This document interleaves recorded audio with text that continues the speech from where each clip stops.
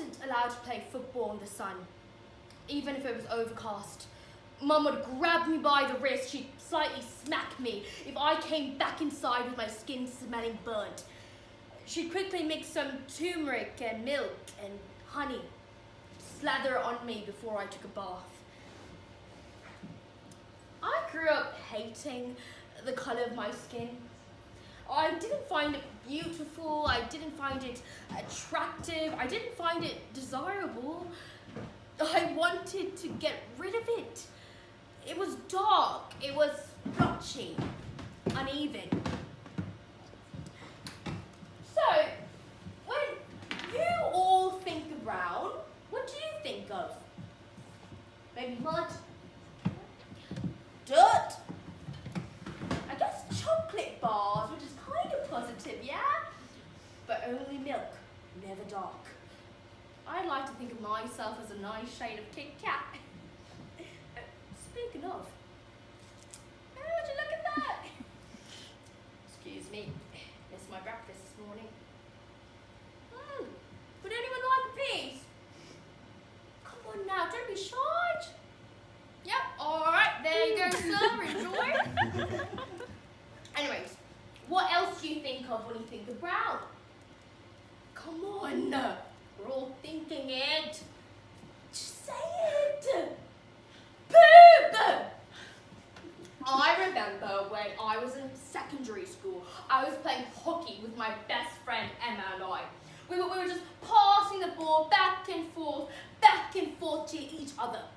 Oh, and Emma and I were best friends, and I remember for my 12th birthday, we went to McDonald's and got strawberry milkshakes. But looking back, she was a total bitch.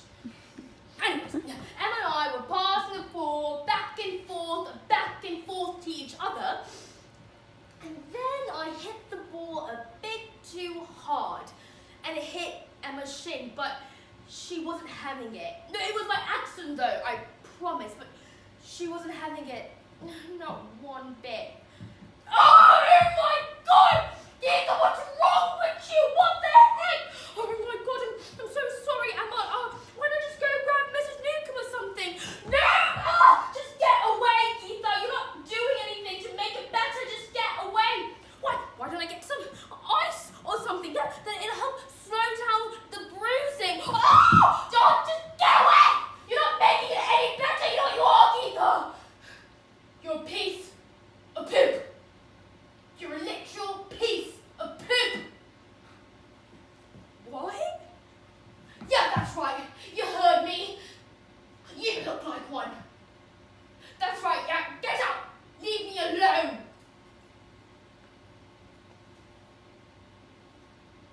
I was shaking. I couldn't believe it. Had she really just called me poop? Had she just attacked me and based that attack off of the colour of my skin? My best friend, my best white friend who was just 12 years old. But I would soon learn that the colour of my skin was not just the colour of my skin. No, it was something more than that. It was bigger. It was Sri Lankan. It was Tamil. It was based off of years of damage and war, of Tamil tigers, of a government trying to get rid of its own people further away and away and away. Of years of bombings of hospitals and burning down libraries and schools.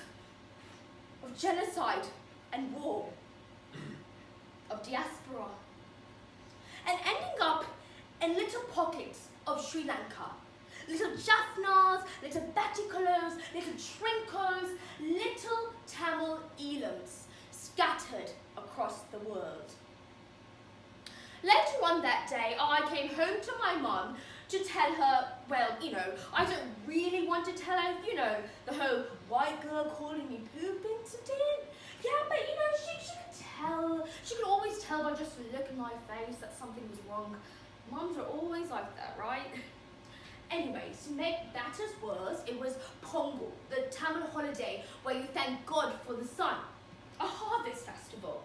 And to make matters even worse, I had completely forgotten You know, you don't really get Gmail notifications for Sri Lankan holidays. Anyways, I came home and Mom was arranging a coconut in a brass copper tin and putting flowers around them. Geeta Kunjamani, go upstairs and wash yourself. Make sure that your room is tidy. It is Pongal, you know that, right? And before you go, make sure that your room is all tip-top. I really mean it, okay? Geeta Kunjamani? Yes. Everything all right? Yes, Mom. Everything's fine. You're sure? Yes. Well, okay then. Well, go upstairs and make sure your room is tip-top, okay? Oh, and before you go, have some of these modahams I made just for you and these sweets. The Ganesha's favorite and yours too. I don't want any modahams. Why not? Oh, no, something must be wrong if my little Geeta doesn't want any modahams. I don't want any modahams. Well, okay then. Well, what do you want to eat then? I don't know. Can we just go to the corner shop and get fish and chips or something? Geeta, we're vegetarian for the day. You know that. It's Pongal. But we're not just vegetarian today. We're vegetarian every Friday. Do you know how many times that is in a whole year? Wait, that's 52 times a year. Do you know how much that is in a lifetime? I can't figure it out right now, but on top of that, there's fasting for Saraswati Puja and Deepavali, and days we go to temple. I don't want that. I bet Emma gets to eat fish and chips for dinner if she wants to. Oh, okay. And if Emma wants to go and jump off a cliff, you're going to follow her too. Oh, okay, good. I'm just saying I don't want any more than him, so stupid rice and curry, or I don't want to eat. I don't want this. I don't want any of it. I just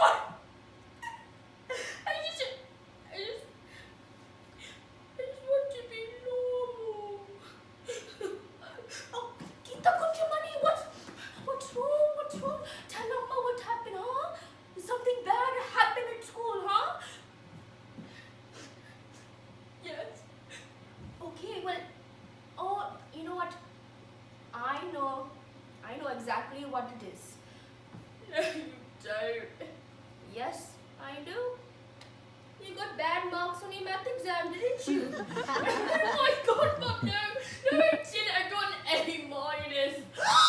Only an A minus? What marks did that Lakshmi get? Oh my God, Mom, could you just listen for once? No, Geeta, I'm sorry, but you know Appa and I are spending lots of money to send you to private school, and on top of that, tuition. Now, what marks did that Lakshmi get? Mama! Sorry, okay. All right. Okay, you can continue. Okay, so, you know my friend Emma, yeah, we were playing at the... Emma! That white girl! Whose parents are divorced. Don't you just stop playing with her. Mama! Sorry. Continue. Okay. Anyways, Emma and I were playing hockey during playtime, and then I hit the ball a bit too hard, and it hit her shin. Oh, is she alright? Yeah, you know, she's fine. Just that she got really mad at me. Is that so? Yeah, and she called me something not very nice. What did she call you? She called me poop? She called you what? Poop? Oh, that's it! I've had enough of this girl. I'm calling Mrs. Grenham right now. Mom, don't do that. You're gonna make everything worse. When I'm not letting her get away with this, how could you say that about your brown skin? You're not even that dark. Mom, that's not the point. Geeta, it's true. You know, I was at the grocery store and I was shopping around, and a woman came up to me. She started speaking speak Hindi. She thought I was Indian. And what? You're proud of that? No, Geeta, I'm just saying that, saying what, Mom? What matters is that, oh, I'm different, okay? That some girl can go around and say that about me because you know what? It is true. I am different. I do look different. That is the fact of the matter. I was born in London, but do I even look British? Am I even British? Geeta, that's nonsense. You're Sri Lankan, you're Tamil. Be proud of your roots. No, Mom, I haven't even been to the bloody country. Geeta! Well, it's true, Mom. You know, how can I be Sri Lankan if I've never even been to the country? Geeta, please. Well, here I am instead, in the middle of London, stained with this brown skin. Geeta, your brown skin is not just your brown skin. It's so much more than that. It's Sri Lankan. It's Tamil.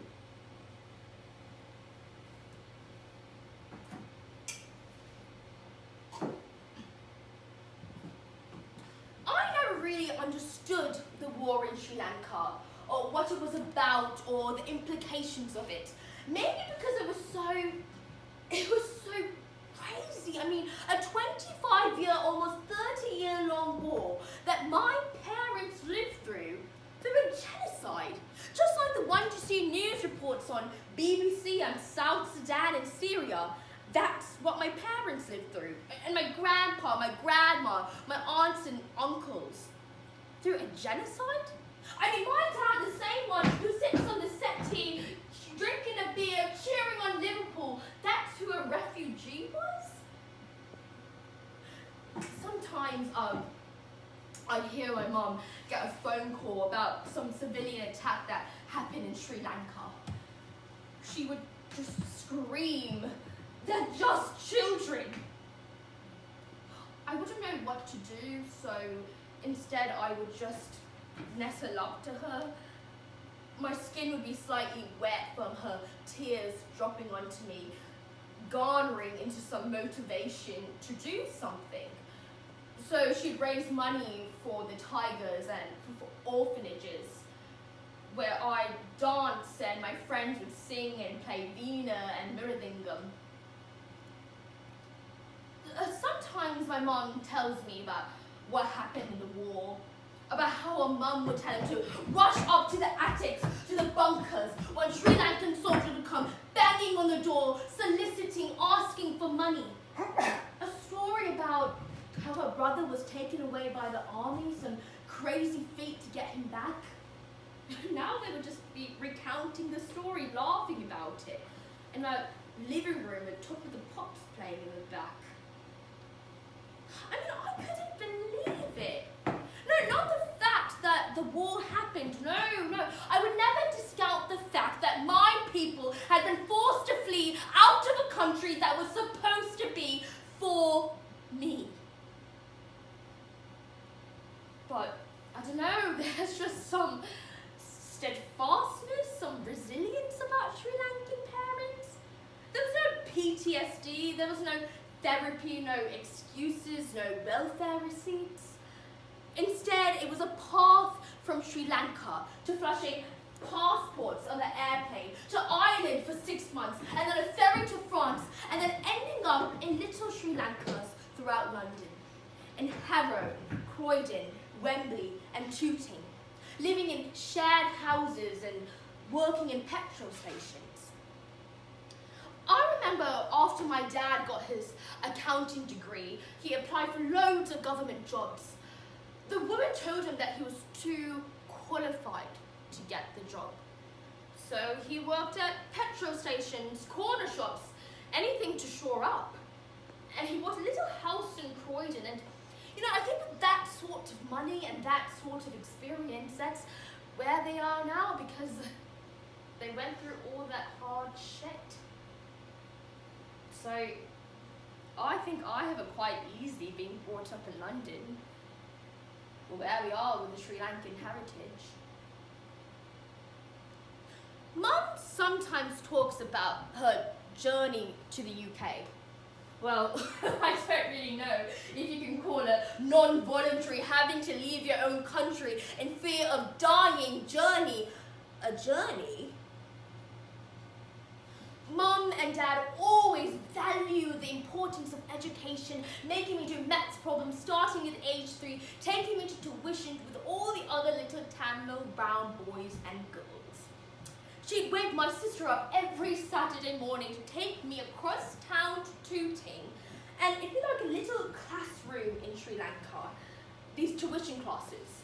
And I remember my tutor's wife would always offer me a warm glass of Coca-Cola, and I didn't really want to drink it, and the glass was always dirty, and I didn't want to offend her, so instead I would just pour the Coke down her succulents and curry leaf nuts.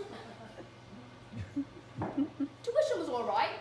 I had a few tuition buddies, but it was always just so much pressure because Sri Lankans are good at maths, right? We're tigers or we're pulleys at maths. So I had to be good at maths, right? And I was, but these tuition classes were just like so important to my mum, and these instrument classes and these dance lessons and these singing lessons.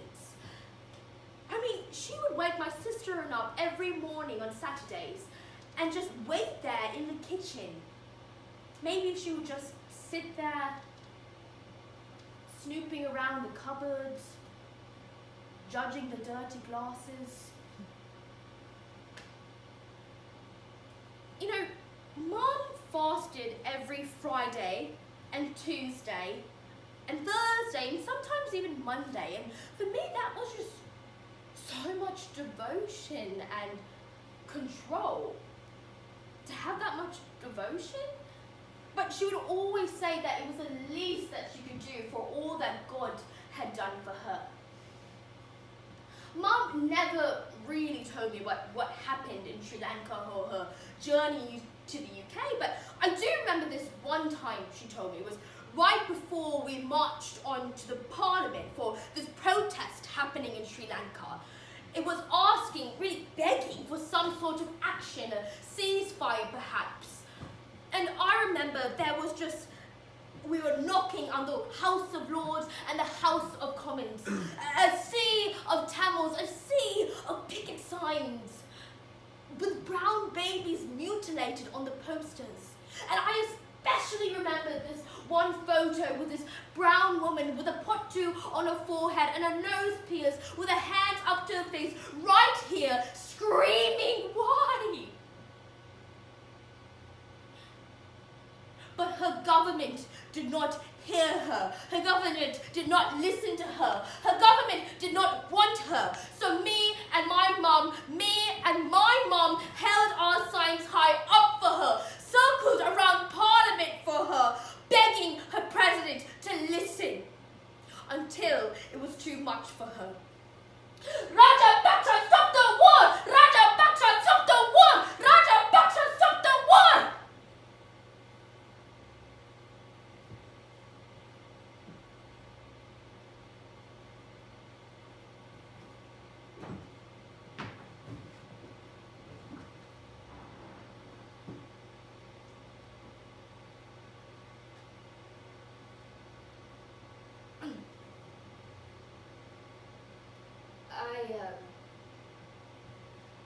I think about the reasons that I march, for all that I lost but also have gained, and for who I could have been. Whenever I hear 3 loud knocks, it still sometimes scares me. I don't think I like to admit it that the war still has its effects on me, but it does. Geeta sometimes asks me, what happened, Amma? How could a war happen in your own country and you barely even talk about it? That's because I don't want to talk about it. Instead, I tell her about the large coconut trees and how I used to walk a mile to school and then walk back just in time for a hot lunch that my mum would serve just for me. I tell about how our school is entirely British medium, our system still British after independence. I tell her about how my teacher smacked me with a ruler after a lesson had already started when I was speaking to my best friend. Geeta sometimes asks me, Mom, what did you study? What do you work as? She asks so many questions. She's so inquisitive. I don't think I ever was. I think I was taught to listen and not to question. To question was dangerous. Instead, we just listened to the hubbub of what was happening in Colombo, and if we heard that a riot was happening or that a strike was happening, we ran back home. And then we heard 3 loud knocks. My mother would tell the boys, go over there. I was the only girl left. My sister had already married and moved to London. My mom would go over here, answering the door, begging, saying, trying to sweet talk the Sinhalese army. Do you want anything to drink, any food? Meanwhile, I'd be in the corner, messing up my hair, loosening up my clothes, making sure they wouldn't come near me, wouldn't touch me. And this routine happened multiple times in 58 and in 75, and then in 83, things got really bad. That's when the riots happened. And we would hear that these things were happening on the news, but they wouldn't tell us everything, no. They wouldn't tell us about the random shootings, burning down of businesses, raping young girls. Instead, we would hear it from our neighbors in Colombo. They say, listen, these things are happening, but we didn't think they would come up to Jaffna town. But they did. So if we heard those 3 loud knocks, we would run up to the bunkers. Later, they made bunkers and not attics. And we would make sure that there was not a scream, not even a light flicker. They might think we are trying to build a bomb, that we are trying to retaliate. Well, we were, but to no avail. I remember I was studying for my law school examinations. I was in my final exams of my final year. At this point, we heard that the army was coming into the schools, and they would look at your exam papers to tell if you were Sinhalese or Tamil by our names. There were different ways of telling if you were Sinhalese or Tamil. If you were Sinhalese, you were free, you had a prosperous life ahead full of promise and care. If you were Tamil, you could be killed. There were different ways of telling if you were Sinhalese or Tamil, if you could safe or not, if you were spared or not, if you could live or die. I remember Sinhalese soldiers would come holding you a bottle and say, hey, what do you call this? If you said bottle hai, Sinhalese, you were safe. If you said bottle, you were Tamil, you were killed. Or if we had pottus on our forehead that we were Hindu, we were Tamil, we were killed. Or by the way that we tied our saris, if we didn't have a certain pleat on the side, we were Tamil, we were killed. At this point, we knew that the army was coming into our school, and I remember saying a prayer before my final exam.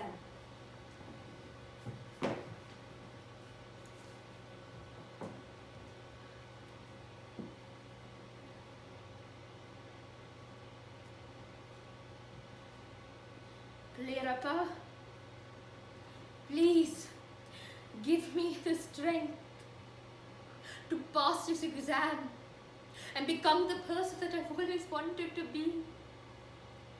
I know you've already done so much for me, and I don't know if you can actually do it, but I just need you to protect me.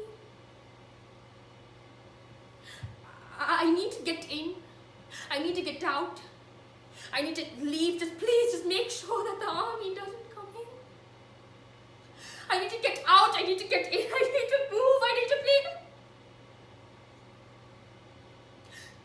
Please.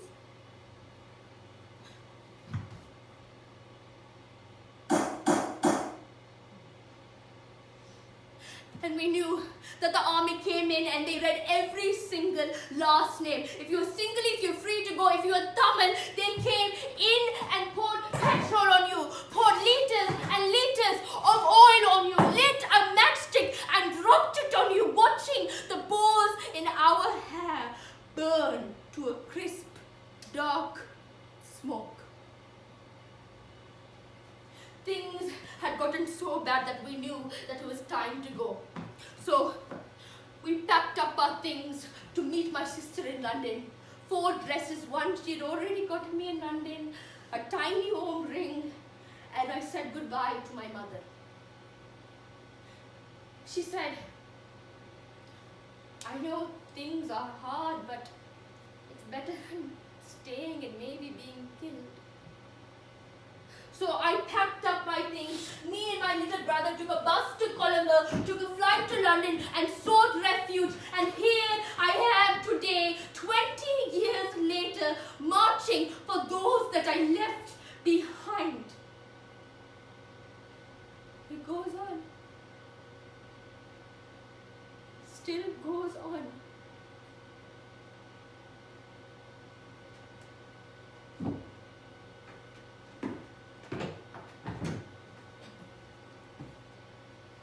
Sometimes I question my Sri Lankanness. If I'm Sri Lankan enough, if I'm Asian enough, if I'm Tamil enough. And sometimes I feel quite guilty when I compare myself to all the good little Tamil girls who wear long plaits to the side and cover their chests with shawls and go to temple every Friday, falling to God's feet instead of going to pubs and getting smashed and vomiting off the toilet seat. No, not me. Anyway, there's this ideal Sri Lankan girl that every Sri Lankan mom loves to compare them to. And for me, that was Dhanalakshmi. And how could I compete? Dhanalakshmi was perfect. Dhanalakshmi woke up at 5 a.m. 5 a.m. every morning to take the Waterloo line to sing bhajans and hand out prasad at temple. Dhanalakshmi was arranged to marry a Sri Lankan boy from the same caste from the same town back in Sri Lanka. Dhanalakshmi had her Bharatanatyam engagement before I could even walk. Dhanalakshmi was offered a course in medicine. Dhanalakshmi was, for Christ's sake! Dhanalakshmi even had a goddess's name. Compared to her, my name should have been Slutball or Shithead. Anyways, Dhanalakshmi and I met every Thursday evening for our Bharatanatyam dance classes. And of course, every Thursday evening I had completely forgotten about the choreography we learned the week before, but guess who didn't forget? Dhanalakshmi. And my teacher, our guru, would get really mad at me every time and say, Dhanalakshmi, could you show Geeta the count? She forgot. Again. So I would just have to stand there watching perfect Dhanalakshmi dancing with a plait bobbing side to side.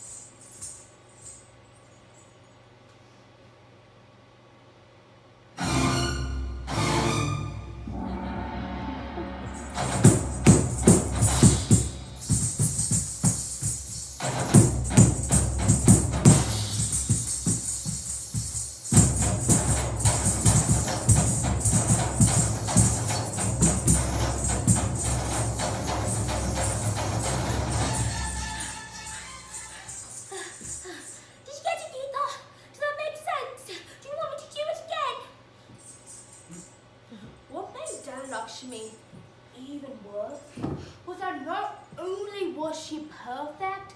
She was so fucking nice. Now I'm fine. Great.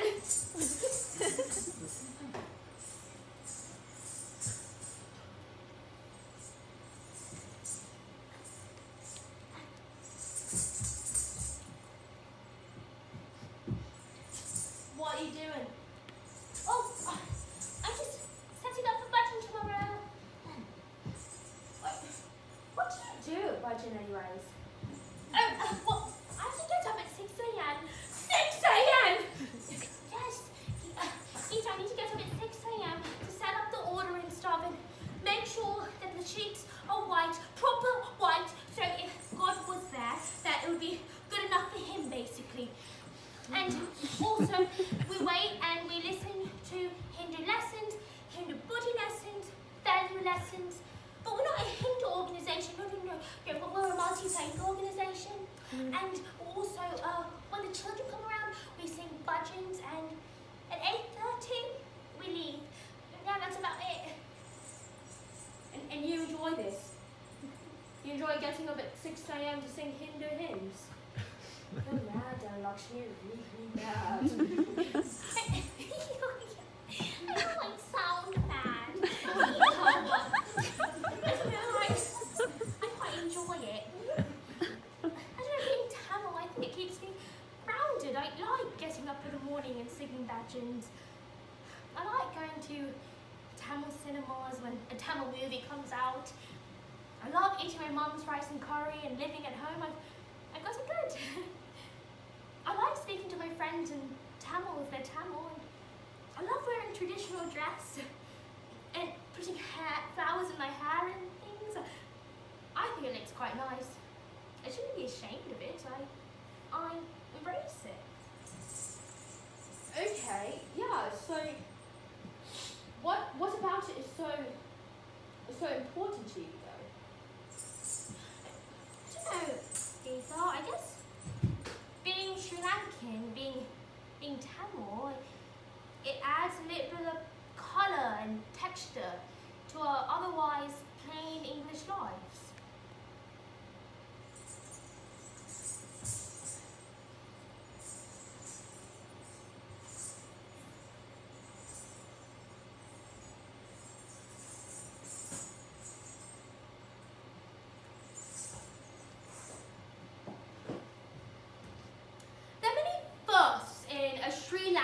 Tamil adolescent girl's life in London that call for big celebration and party hats and little red velvet boxes filled with matching sets of gold jewellery. And for example, it could be when you have your first dance performance, or when you first pass your GCSEs, or when you get your first conditional offer from a university. And oh, you could forget the biggest milestone of them all. Your first period! Yeah, that's right, you heard me. Your first period! Your first menstruation! Aunt Flo's first visit downtown! Whatever you want to call it. So, for this, you had a puberty ceremony. Yeah, that's right, you heard me right again. Puberty ceremony. Puberty ceremony. Puberty ceremony. Yeah, that's the thing. And the thing is, no one wants to talk about puberty, much less have a ceremony for it. No, there's not really any need to talk about unwanted hair in unwanted places, pimply foreheads and budding breasts. But yeah, that's the thing in Sri Lankan culture. I think to make it sound less severe, kids in my generation renamed it a sari party. Because it's the first time to wear a sari. It was your big debut, like, come on down, boys! But no, it wasn't like that now. But back then it kind of was in Sri Lanka, like a way to show off your daughter. Like, come on down, boys, my daughter is up and ready to reproduce! No, it wasn't like that now. It was not. It was more of a way for parents to show off their wealth and the currency of gold chains and Kanchipuram sari silks and, I don't know, but what I'm just take a trip down memory lane when I got my first period. My first sorry party.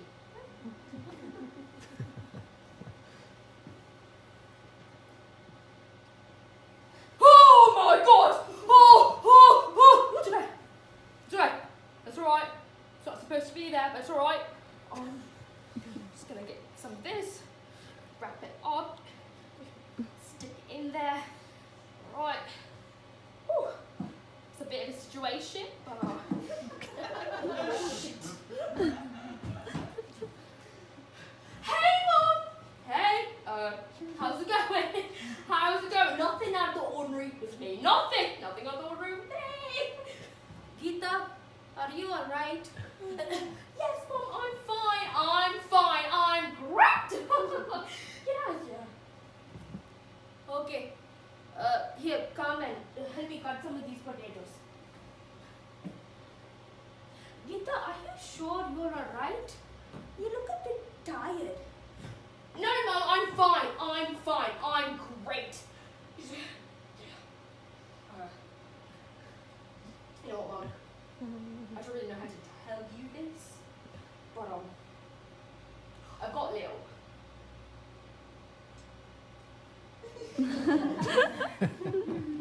What? You know a Lil.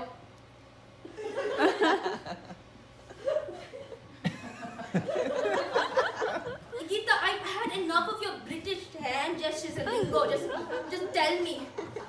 I got a little blood down there, Mom. Blood. Oh my God! You got your period? Oh! Period, Billy! You're a big girl now! What? Oh my God, when did this happen? Why didn't you tell me any sooner? Oh! 1 second, oh my goodness gracious. Okay.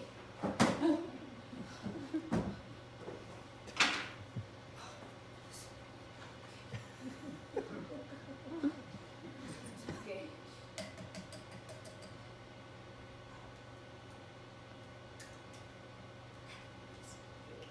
Good.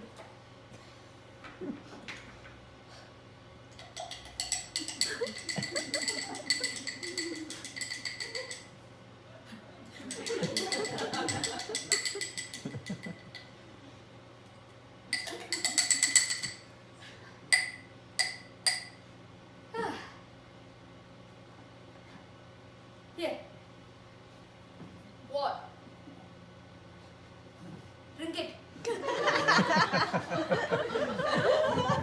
You want me to drink that? Yes. You're losing so much iron right now. You need to make up for the iron loss. No, Mom, I'm not drinking that. Geeta, listen to me. Drink it. No, Mom, that's some sort of travel thing. We're not drinking it. Look, Geeta, do not question our culture. We know best. Mom, no, I'm not doing it. Geeta!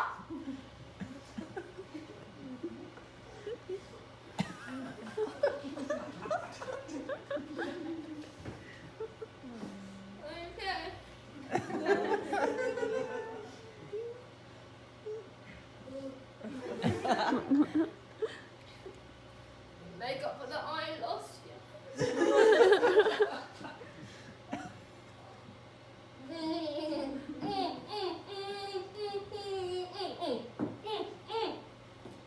Okay, that's it.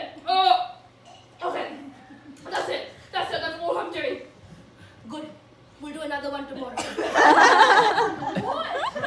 Okay. Oh, great. Okay. Appa, come downstairs. We have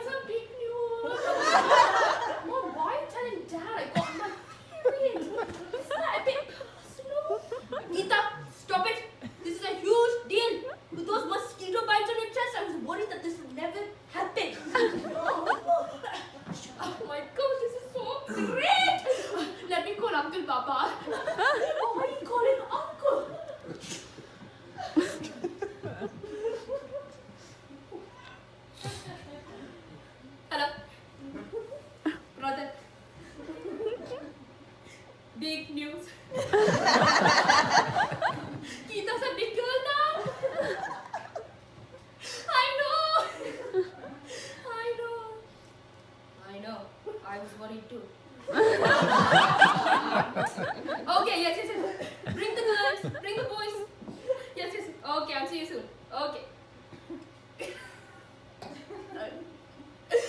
Okay, bye. What? I didn't really know what was happening.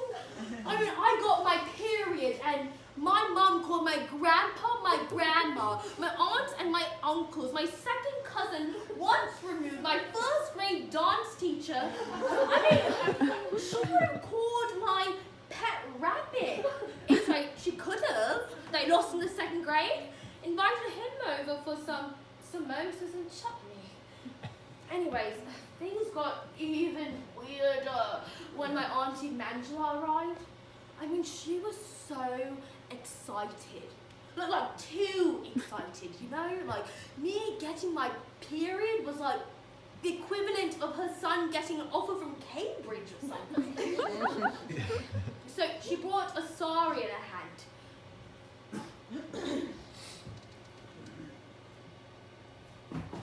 Here you are. Thanks. What is this? It's your first sari. I got it in India 4 years ago. I've been waiting so long to give this to you. Wait. What? Oh no. I hadn't realised that this is what a sari party was for.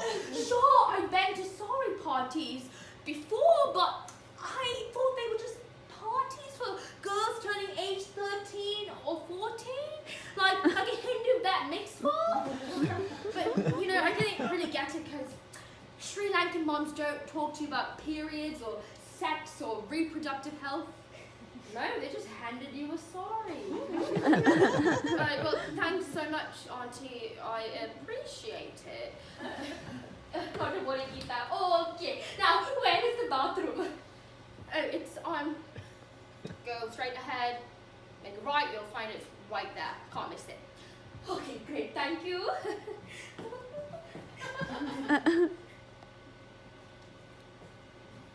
Aren't you coming? Wait, to the bathroom? But why would I go to the bathroom? I don't need to go. Oh, please, silly Geeta! We can't start the celebration until the big girl is there. What? I didn't understand what was happening again. I mean, I got my period and I was supposed to follow my grandma, my grandpa, my aunts and my uncle, my second cousin once removed, my first grade dance teacher to the bathroom. So I just did it.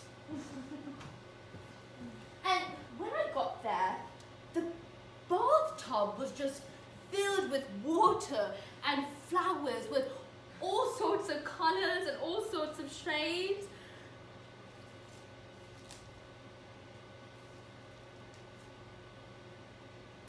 It was so beautiful.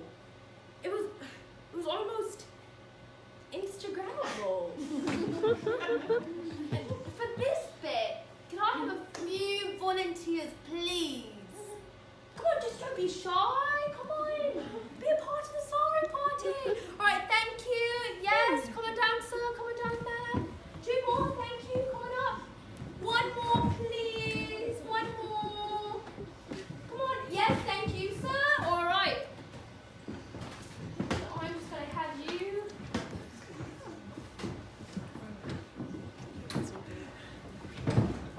All right.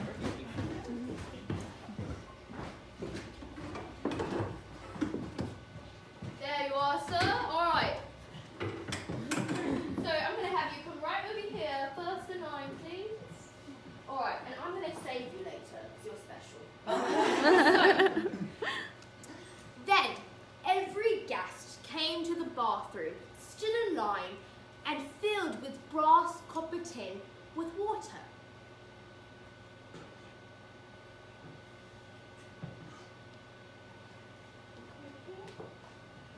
And they poured it on top of my head. Just go for it. Yeah. Not the whole thing. Yeah. And this happened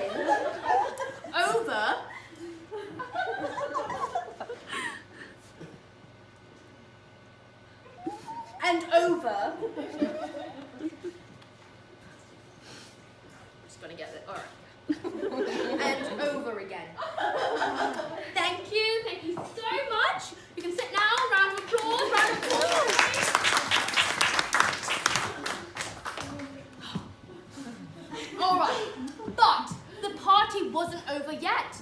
No, it was a sari party, and I hadn't worn my sari yet.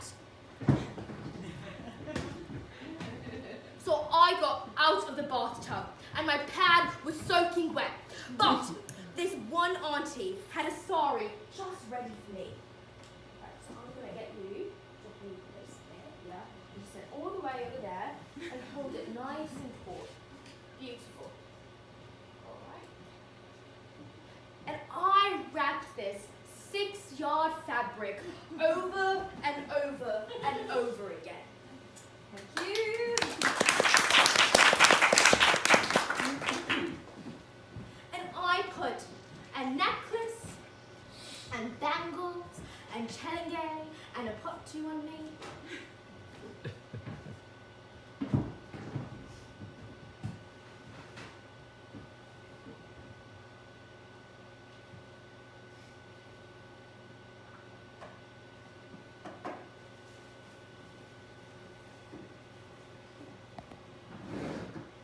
And I remember looking in the mirror and thinking about how beautiful it all was. Not me, but the culture of how this dress had been around for centuries and centuries before me, worn by men and women, gods and goddesses. And how I could just be picked up by an airplane and be dropped off onto Sri Lanka. And nobody would know that I was a coconut. A bit brown on the outside, yes, definitely, but also a bit white on the inside. I'd be playing a charade and no one would know. Unless I took this sari and this pottu and these bangles and this chelengay all off. And I wanted to. I wanted to take this sari and this pottu and these bangles and this chelengay all off. I used to say, I hate when people speak Tamil in public. When I spoke it in public, in corner shops and shopping centres on the train. And I remember I used to say, I hate when other people speak foreign languages. On the train, if I don't understand what they're saying, it's quite discomforting. Maybe it's just me, but if you're in England, speak English. If you want to speak Tamil, then speak it in the shops or at home.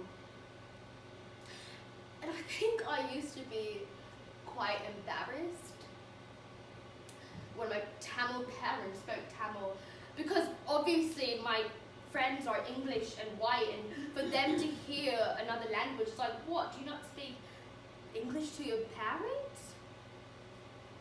And I remember looking in the mirror and thinking about all the things that I used to be so ashamed of, so embarrassed of, and now that I was so proud of. And I think I realized that so much of my perspective on my culture, what I grew up on, was dependent on Britain's perspective of it. If my English friends accepted it. And you know, when you realize when someone else is interested in Tamil culture, you're like, if they are, why am I not?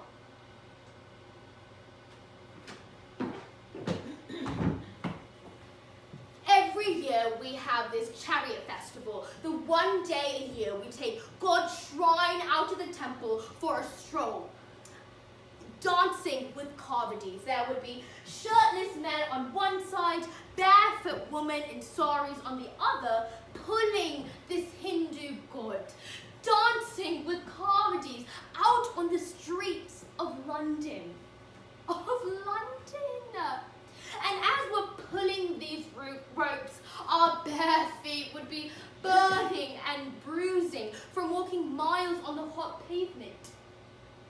And every now and then, English people would peer outside of their houses, point a camera out the window, and point out to their children and say, "Hey, look at that! Isn't that interesting?" And I don't know, for some Like I was part of something bigger and different and interesting, that I mattered. And every year after we'd done looping around the entire city and ending up at the temple where we started, there would be this big bucket of coconuts, just hundreds and hundreds of coconuts. We would all quickly grab one, 2 if we were lucky, and we'd raise them to God, and we'd say a little prayer, letting go of our egos and our pride. Sometimes they would break, sometimes they wouldn't. But last year I made sure I picked out the biggest, juiciest, hairiest coconut that I could find. I wanted to make sure that I broke it, shattered it into so many little pieces, tearing down the years of insecurity and shame and embarrassment of trying to exist in different spheres of multiple identities, blurred lines of acceptance, and misguided faith. I wanted to break it all!